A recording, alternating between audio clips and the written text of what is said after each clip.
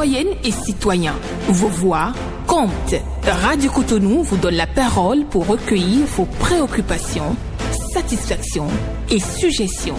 Parole aux citoyens, c'est sur la 94.3 Radio Cotonou. Parole aux citoyens, rejoignez-nous du lundi au vendredi de 9h à 9h30. Radio Cotonou, la voix des Cotonnois.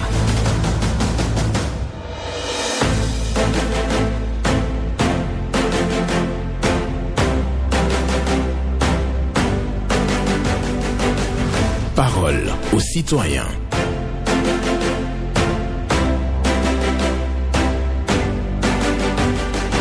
Parole aux citoyens. Honoré Naoum.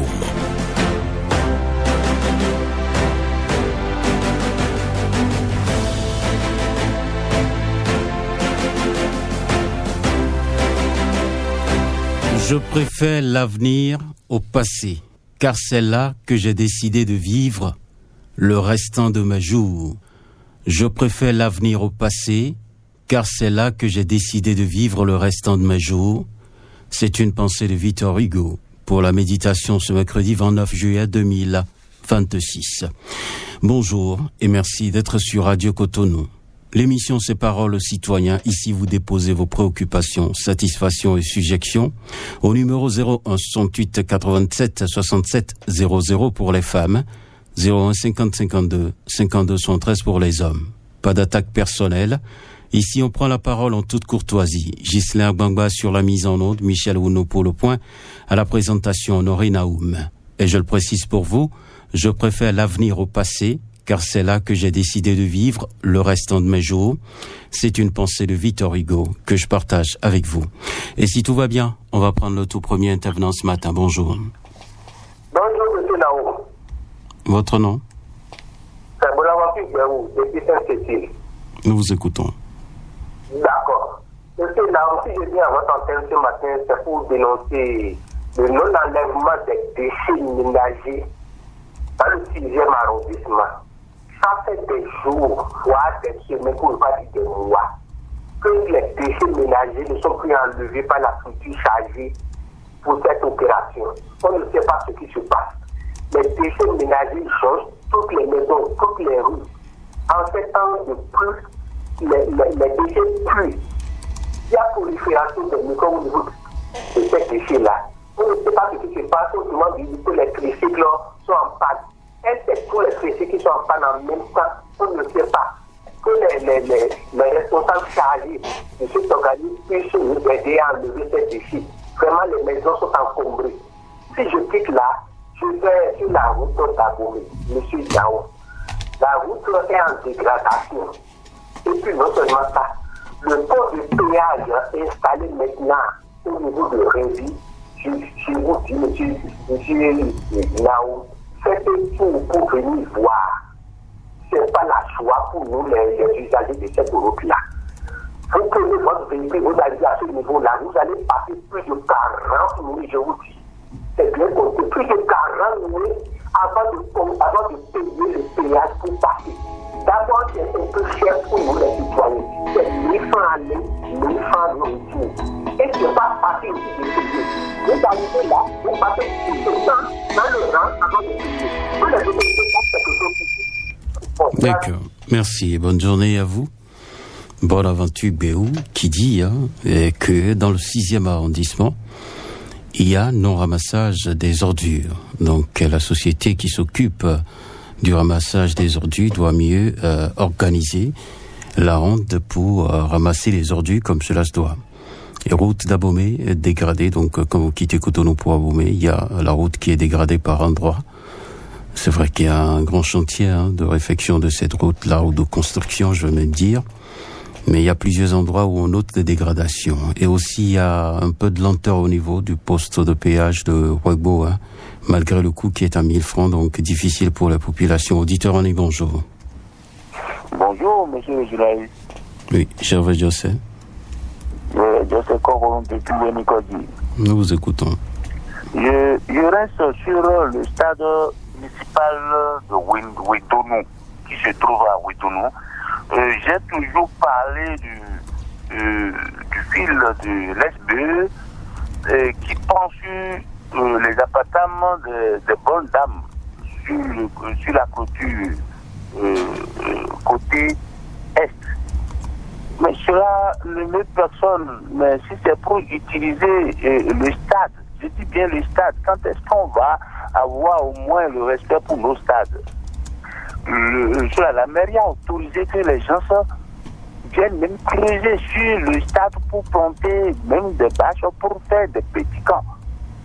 On ne creuse pas un terrain, on ne dégrade pas un terrain pour pouvoir protéger au moins les joueurs, c'est-à-dire les chevilles. Juste ici, personne ne sait pour le dire à la mairie que le fait d'autoriser qu'on creuse sur le stade n'est pas une bonne pratique. Je parlais de la clôture du fil qui pense sur la clôture. Cela ne met personne. Ça n'a pas entraîné à ce que la mairie au moins essaie de le dire pour qu'on puisse au moins lever ces fils. Mais si c'est pas autorisé, pour qu'on puisse dégrader le terrain, oui, nous en sommes là et nous voulons faire émerger le sport. Je terminerai toujours ma gloire par rapport à l'installation de sécu. Il va falloir le faire. Cela ne nous donne pas et n'honore pas nos élections. Voilà le cause à problème, oui ou non. Oui. Merci, monsieur Jules. À bientôt. Merci. Bonne journée à vous. Java Diosé, qui nous amène sur le terrain de Wedonou. Il dit il y a donc le fil électrique qui est sur les toitures. Des bonnes dames, c'est vrai qu'il en a parlé plusieurs fois sur nos antennes et demande à ce qu'on puisse relever ces fils-là qui sont sur les toitures parce qu'après ça peut créer des dégâts. Et il a dit que le stade aussi est loué pour des manifestations où on met les bâches, ça provoque la dégradation du terrain. Pour lui, ce n'est pas une bonne chose. Et aussi, il attend l'installation des sécu. Quelqu'un est là, bonjour. Bonjour. Théodore Moussa. Merci beaucoup. Monsieur il s'est préoccupé ce matin. Nous vous écoutons. Je dois aller à Porte-Novo pour dire, par rapport à tous les années qui ont passé cette année-là, ils ont dit que le Porte-Novo sont derrière. TP, Bagon, tout et tout, ils ont dit que le Porte-Novo sont derrière. Je vous ai dit à la Porte-Novo de pardonner ce matin et essayer de diminuer ce qu'on appelle la gorge, faire de diminuer un peu seulement, sinon, si vous voyez, les Porte-Novo sont derrière, je ne vais pas dire que celui qui a dit ça a menti, sinon, à partir du samedi, vendredi, c'est mercredi que le Porte-Novo termine l'accord. S'il commence le vendredi ou jeudi, jusqu'à jeudi prochain, avant qu'il termine. Donc je dis de diminuer un peu. Si on a dit les enfants aller amener l'argent d'école, payer. Si les enfants d'aller à l'école, payer tout ce qu'il faut. Laisser un peu d'accord. Et je dis dire à mère, préfet, ce qu'il y a un peu de faire ce que le maire faut faire là. Il fait, comment il s'appelle là? Il donne l'argent pour que les enfants étudient avant l'école. Si eux aussi ils peuvent faire ça là, on va trouver intelligent demain. C'est ma préoccupation. Très bonne journée. Bonne journée à vous, Théodore Moussa, qui nous amène à Porto-Novo pour parler des statistiques sorties des examens de fin d'année. Donc, il ne trouve pas Porto-Novo en bonne position. Et pour ça, il dit, il préconise qu'on puisse réduire les manifestations populaires, bien entendu, ce que nous disons dans notre jargon, agor, donc les fêtes, les week-ends et autres, il faut réduire ça profondément. C'est ce que lui préconise. Bonjour. Honoré Benjamin Naum de la radio Cotonou, bonjour. Clément Soclé. En direct de Semepodi. Nous vous écoutons. Monsieur le journaliste, on avait dénoncé quelque chose sur votre antenne. Il y avait une société de dragage de sable à Wanou, dans l'arrondissement de Djeregbé, commune Semepodi, qui ne respectait pas son cahier de charge. Et quand on a dénoncé ça sur votre antenne, les autorités ont fait une descente pour constater. Et ils ont arrêté. Aujourd'hui, nous constatons qu'ils sont en train de reprendre encore. après leur descente, ils avaient formé un comité qui a des préalables. La voie choisie ou bien la voie qui a été identifiée par nos autorités, l'entreprise devrait réfectionner cette voie et faire passer ces camions-là. Aujourd'hui, ils ont délaissé ces voies et ces autres voies, ils sont en train d'emprunter avec leurs camions. Et ça crée beaucoup de désagréments à la population d'Awanou dans l'arrondissement de Djeregbé. C'est pourquoi nous sommes à l'antenne ce matin. Nous demandons au ministère, pour ne pas dire au ministre des Mines, et à la directrice départementale des Mines de Lemay-Plateau, Madame le préfet de Lemay, de venir constater si l'entreprise respecte vraiment son cahier de charge. Ce n'est pas bien. Les habitants d'Awanou crient au secours. Ils appellent les autorités de venir les sauver. Suleiman Soclé, c'est un dossier sur lequel nous allons revenir. Radio Cotonou, bonne journée à vous. Bonne journée à vous. Lui qui vient donc tout simplement parler de dégradation de voies à Awanou à cause des activités chez des gros porteurs. Il parle de dragage de sable lagunaire et autres dans cette commune de Semekoji. Et donc, ce qui provoque, bien entendu, des dégradations de voies. Les voies sont dégradées et donc les camions empruntent d'autres voies et continuent donc la dégradation. Donc, c'est une réalité que traversent, bien entendu, les populations de cette localité à Awanou.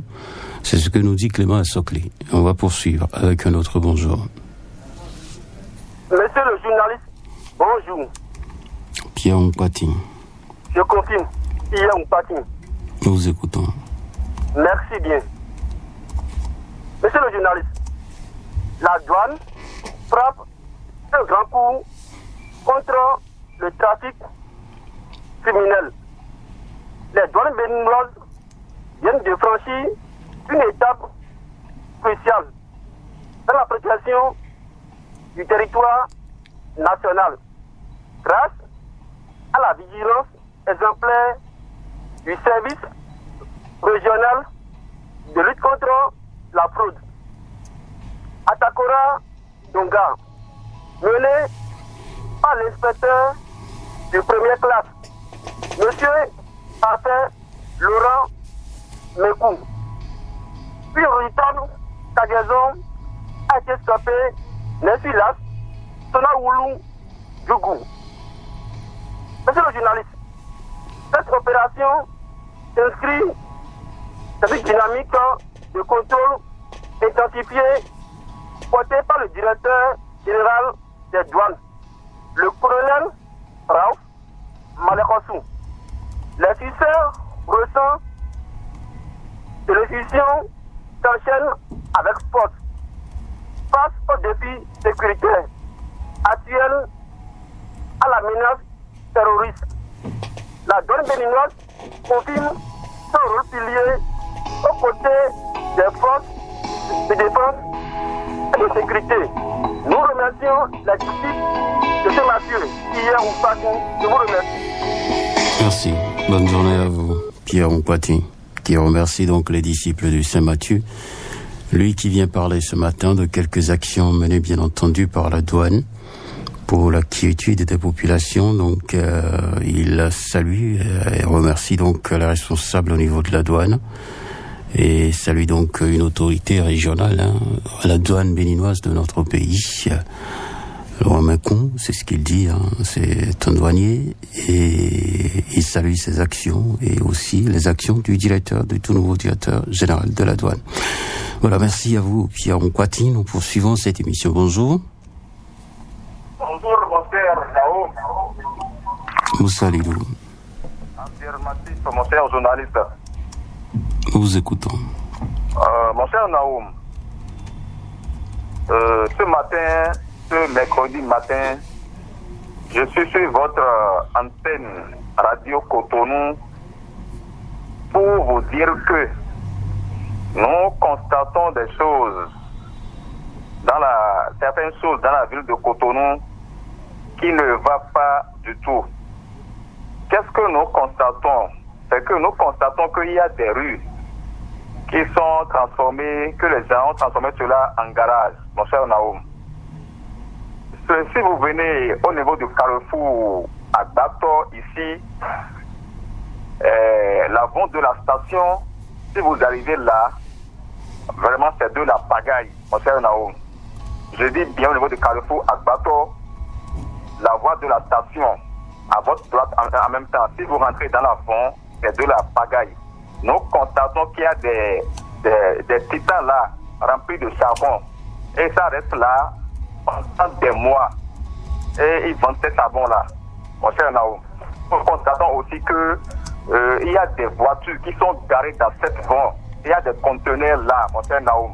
C'est de la pagaille. Nous demandons à la mairie de Cotonou. Je demande aussi au préfet de littoral.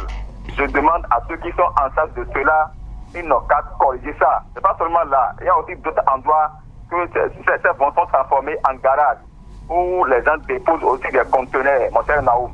C'est pas du tout la joie. Nous sommes dans un pays de loi. Le chef de l'État, les autorités, ils sont en train de faire le travail. Mais nous constatons qu'il y a des citoyens qui veulent vraiment gâter le travail du chef de l'État. Ils n'ont qu'à vous corriger cela. Merci. Bonne journée. Bonne journée à vous. Moussa Alidou, qui vient donc ce matin pour parler de l'occupation de voies au quartier à Bato. C'est ce qui est dit. Hein. Il y a des camions qui viennent garer, des titans qui viennent garer, donc chargés de marchandises. Ou bien par ailleurs, on trouve que des conteneurs sont posés sur la voie publique. Et c'est pour cela que lui vient à l'antenne ce matin pour demander aux autorités de la ville de Cotonou de sanctionner. Nous allons poursuivre avec un autre intervenant que nous allons recevoir à présent. Bonjour. Oui, cher Honoré Naoum, bonjour. Valentin Yonou. Oui, je réponds. Et ce matin chez vous? Ça va bien, merci. Ok, j'ai une seule préoccupation ce matin, mon cher Naoum. Et parfois, moi, je me demande la mission principale de la police républicaine. Vous savez, au sud d'ici, surtout dans nos grandes villes, à savoir Porto-Novo, Cotonou et Calavi, vous allez retrouver un grand nombre de policiers au niveau de nos carrefours. Un grand nombre, je dis, au niveau de nos carrefours. Mais quand vous allez dans le nord, mon cher, vous n'allez pas les retrouver comme ça.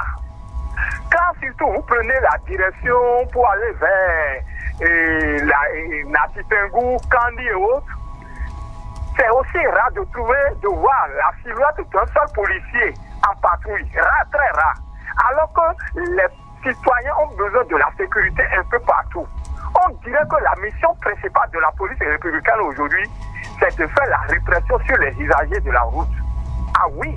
Puis à Cotonou, vous voyez tout ce qui se passe avec ce grand nombre de policiers. On a même recruté beaucoup d'agents de la police. Mais comment se fait le redéploiement pour qu'on n'en retrouve pas assez dans le septentrion? Moi, je voudrais demander au DGPR de bien vouloir redéployer un grand nombre de policiers dans le nord, parce que nous en avons besoin. Quand vous êtes attaqué, c'est difficilement que vous aurez la police républicaine à votre côté, dans un temps réel.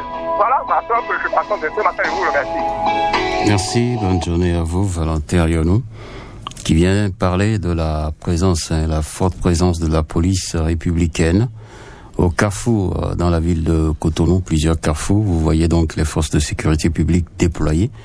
Mais lui, il dit que c'est pas normal parce qu'il y a beaucoup de policiers donc déployés à Cotonou, mais dans le septentrion, il y en a pas assez. C'est rare même de voir des policiers donc sur certaines voies. Et pour lui, il faut une meilleure organisation de la représentativité de la police sur toute l'étendue du territoire national. C'est son avis. Il en a parlé ce matin donc sur les antennes de Radio Cotonou. Il laisse la place à quelqu'un d'autre. Bonjour.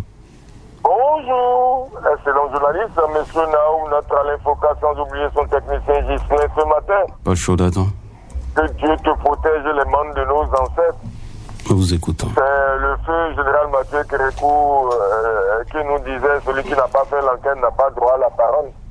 Je me suis déplacé dans la ruelle en face de la pharmacie Concorde à Cococogny hier là pour aller faire un constat. Pour demander à un commissaire qui est en train d'exercer la pression sur une voisine là la dame ne peut pas rentrer dans l'eau, puisque vous savez, c'est plus diluvienne de ces derniers temps, toute la ruelle est inondée, il y a des maisons qui assez difficiles. Donc la dame ne peut même pas aller débroussailler sa maison comme il est en train de lui demander. Elle est encore vieille, elle ne peut même pas cette force-là. Même les sapeurs-pompiers, même la mairie aura même des difficultés pour accéder à la zone pour pouvoir travailler. Donc il faut le pompage ou carrément attendre la fin de ces pluies-là pour que la zone soit sec, pour qu'elle puisse débroussailler sa maison et avoir accès à sa maison. Donc la pression que ce commissaire est en train d'exercer sur la dame à 10 000 âmes, moi il ne peut pas accepter ça. Donc il doit attendre pour que la zone soit sec avant que la dame puisse avoir accès à sa maison pour travailler convenablement. Elle a déjà même trop investi pour ça. Vous savez que cette ruelle est un peu plus bas que la voie, donc là il pleut. L'eau descend dans cette ruelle-là et que toute la zone a des soucis. Donc la dame ne doit pas avoir de soucis. C'est que moi je suis déplacé pour aller faire comme ça là.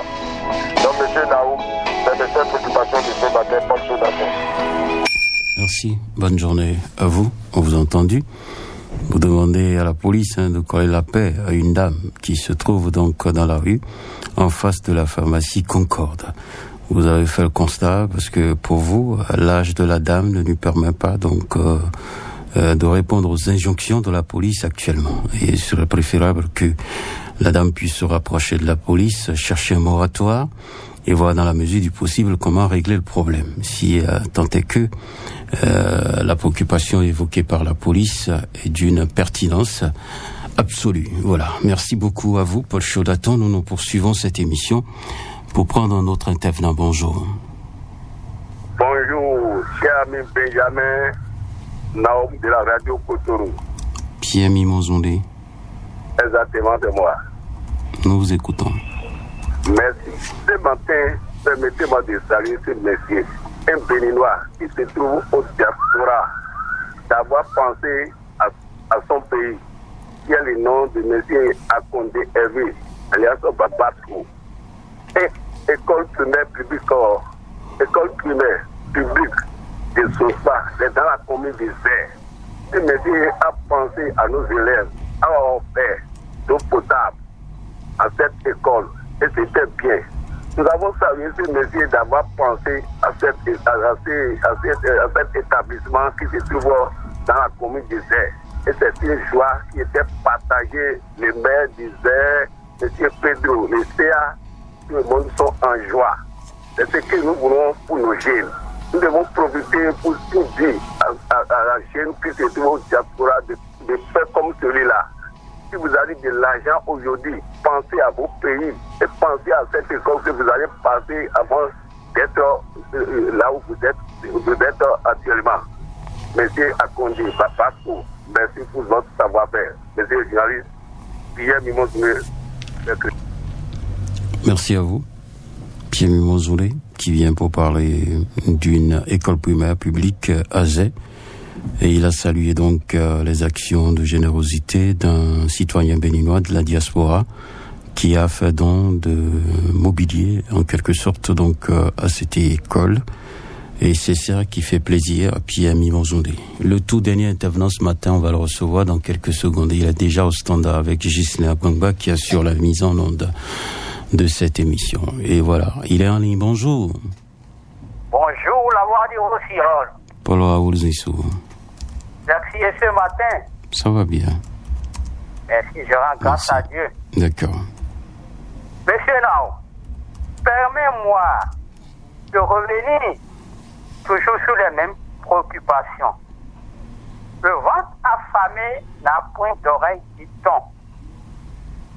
C'est pourquoi j'interpelle une fois encore le président Wadaï de sauver les déposants de ICC Services et Consorts pour que la paix, la joie, la quiétude reviennent dans leur foyer. Monsieur Wadaï, nous comptons sur toi parce que ce que ton prédécesseur n'a pas pu faire, tu peux relever le défi. Pardon, aide-nous, aide-nous, aide-nous. Monsieur Herman Merton et Madame Séverine Lasson sont toujours interpellés sur ce dossier. Monsieur Naoum, très bonne suite de programme. Bonne suite de programme à vous aussi, et c'est sur votre intervention que je clôture cette émission. Je préfère l'avenir au passé, car c'est là que j'ai décidé de vivre le restant de mes jours. Je préfère l'avenir au passé, car c'est là que j'ai décidé de vivre le restant de mes jours. C'est une pensée de Victor Hugo. Je vous remercie pour la participation à cette émission et aussi pour l'écoute, et je vous souhaite une bonne journée en notre compagnie.